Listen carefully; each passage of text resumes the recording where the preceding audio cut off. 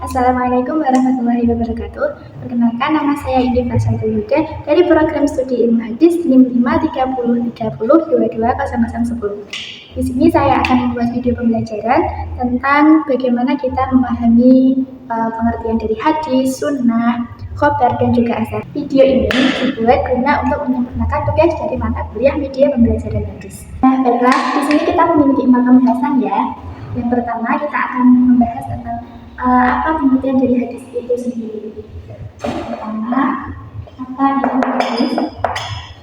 Mana nanti akan dijelaskan di pertengahan video ini. Tadi ada hadis, kemudian ada sunnah. Sunnah itu apa dan apa pengertian hadis nanti akan dijelaskan. Yang kemudian tentang khobar dan yang terakhir tentang asar. Dan baiklah, mari kita akan menyimak rekaman penjelasan dari saya. Mohon didengarkan dengan seksama ya. Hai, Assalamualaikum warahmatullahi wabarakatuh. Apa kabar semuanya? Baik ya? Oke, baik. Semoga kita semua selalu diberikan kesehatan dan perlindungan dari Allah Subhanahu wa Ta'ala agar kita selalu bisa diberikan kesempatan untuk menuntut ilmu. Oke, pada pertemuan kali ini kita akan membahas tentang bagaimana cara memahami hadis, sunnah, khobar, dan athar. Sebelumnya, ada yang sudah tahu tentang hadis itu apa, sunnah itu apa, khobar itu apa, dan athar itu apa? Oke, belum? Wah, ya sudah. Langsung saja ini Ibu akan jelaskan tentang pengertian-pengertian dari 4 tema tersebut. Nanti kalian bisa dengarkan dengan seksama agar kalian nanti bisa mengerjakan tugas yang Ibu berikan ya. Yang pertama, kita akan membahas tentang bagaimana kita memahami hadis. Nah, dari pengertian hadis itu sendiri, kata hadis berasal dari bahasa Arab hadatsa yang diambil masdarnya hadatsan hadisan yang memiliki arti bercerita atau memberitahu informasi. Sedangkan menurut terminologi, hadis berarti pengertian yang berbeda-beda oleh para ulama berdasarkan bidang keilmuannya. Nah, di sini ada beberapa pendapat dari beberapa ulama.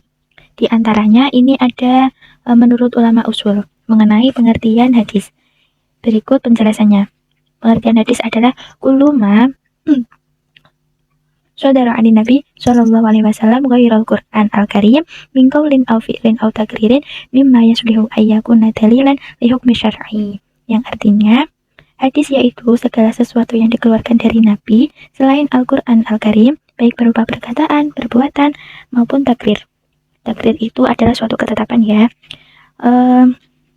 Kemudian ini ada pengertian hadis menurut ulama fikih, yaitu kullu ma tsabata 'ani Nabi sallallahu alaihi wasallam wa lam yakun min babil fardhi wala al-wajib.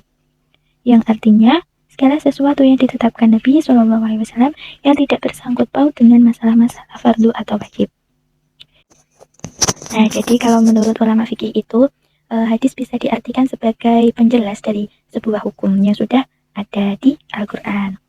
Kemudian ada pengertian hadis menurut ulama hadis itu sendiri, yaitu kullu ma athara 'ani Nabi Shallallahu Alaihi Wasallam min qaulin aw fi'lin aw takririn aw sifatin khulqiyatin aw al-qiyatin, yang artinya segala sesuatu yang diberitahukan dari Nabi Shallallahu Alaihi Wasallam baik berupa perkataan, perbuatan, takrir, sifat maupun hal ihwal. Lalu kesimpulan dari pendapat-pendapat ulama tentang pengertian hadis itu adalah segala sesuatu yang disandarkan kepada Nabi Muhammad baik berupa perkataan, perbuatan, takrir, sifat-sifat, keadaan, dan himahnya itu disebut dengan hadis. Kemudian, nah, jika ditelusuri lebih lanjut dari kesimpulan yang dipaparkan tadi, itu ada beberapa cabang, yaitu perkataan, perbuatan, takrir, sifat-sifat, keadaan, dan himahnya. Nah, di sini kalian pasti sudah familiar dengan kata perkataan, yaitu ucapan dari Nabi yang bisa dijadikan sebagai dasar hukum Islam. Yang kedua, perbuatan juga sama. Kemudian takrir. Takrir itu adalah perbuatan atau keadaan sahabat yang diketahui Rasulullah dan beliau mendiamkannya atau mengisyaratkan sesuatu yang menunjukkan perkenaannya atau beliau tidak menunjukkan pengingkarannya. Jadi misal pada suatu kejadian itu ada seorang sahabat, Nabi itu berkumpul dengan sahabat-sahabat. Nah, saat itu salah seorang sahabat sedang memakan daging kadal. Kalau di Indonesia kan itu mungkin daging kadal. Nah, tetapi Nabi itu tidak memberikan respon untuk melarangnya atau juga menganjurkannya. Jadi Nabi itu hanya diam. Nah, itu disebut dengan hadis takriri. Kemudian hadis himmah, berdasarkan himmah, yaitu adalah sesuatu yang belum terrealisir. Himmah itu berarti seperti cita-cita, alias cita-cita Nabi yang belum terlaksana karena beliau terlanjur wafat. Sunnah ini hampir mirip dengan hadis. Bedanya kalau sunnah ini lebih luas jangkauannya. Nah, ini penjabarannya. Ma athara 'ani Nabi sallallahu alaihi wasallam min qaulin aw fi'lin aw taqririn aw sifatin hulqiyatin aw siratin sawa'un kana qabla al-bu'thi aw ba'da. Yang artinya segala sesuatu yang dinukilkan dari Nabi sallallahu alaihi wasallam baik berupa perkataan, perbuatan, takrir, pengajaran, sifat, kelakuan, perjalanan hidup baik sebelum Nabi diangkat jadi rasul atau sesudahnya. Khabar sendiri adalah menurut bahasa, khabar berarti an-naba yang berarti berita-berita, sedang jamaknya adalah akhbar.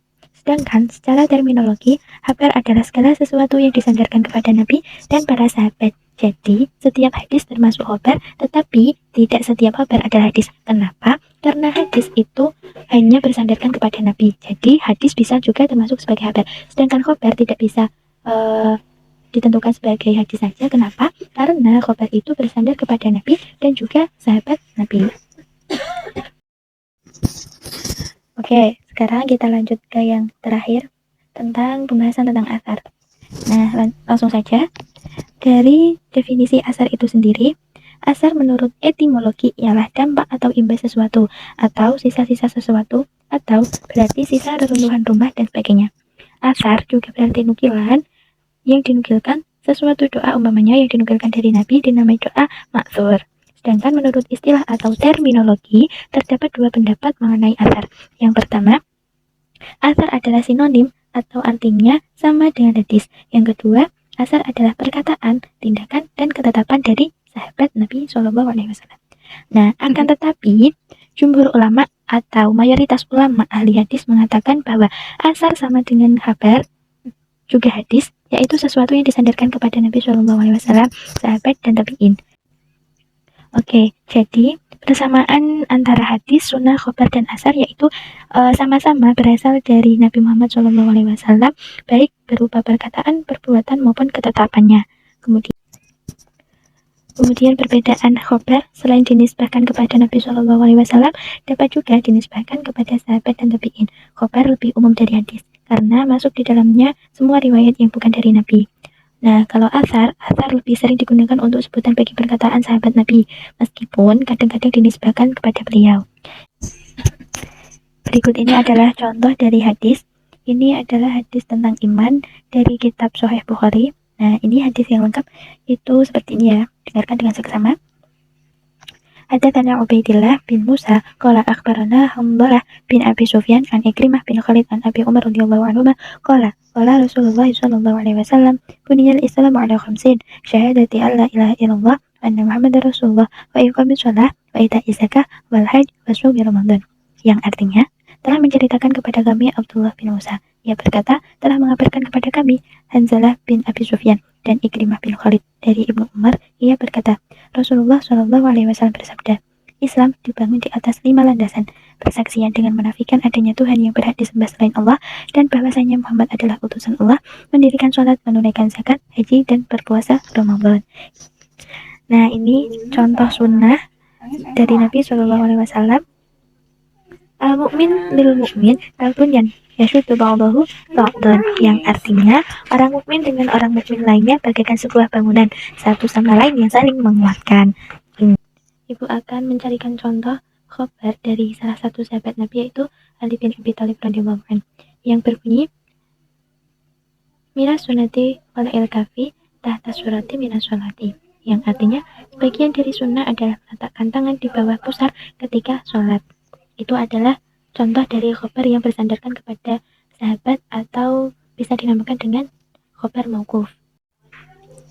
Nah, yang terakhir ini adalah contoh asar Ini asal dari perkataan tabi'in, yaitu Ubaidillah ibnu Abdillah ibnu Utsbah ibnu Mas'ud, yang berbunyi, as-sunnatu ayyukabbira al-imamu yaumal fitri wa yaumal adha hina yajlisu 'alal mimbar qabla al-khutbah tis'a takbiron.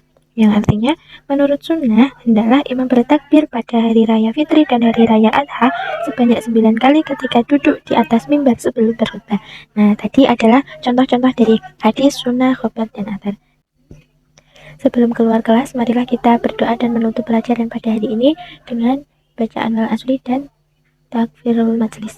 Bismillahirrahmanirrahim. Wal asri innal insana lafi husnin illa illalladzina amanu wa 'amilus solihati wa tawassaw bil haqqi wa tawassaw bis sabr. Subhanakallahumma wa bihamdika asyhadu an la ilaha illa anta astaghfiruka wa atubu ilaik. Baik. Nah, sekian tadi penjelasan mengenai hadis, sunnah, khobar, dan asar yang saya dapat sampaikan kepada teman-teman. Semoga bermanfaat. Oke, cukup sekian dari saya. Semoga kita bisa bertemu lagi di lain kesempatan dengan keadaan yang lebih baik. Wassalamualaikum warahmatullahi wabarakatuh.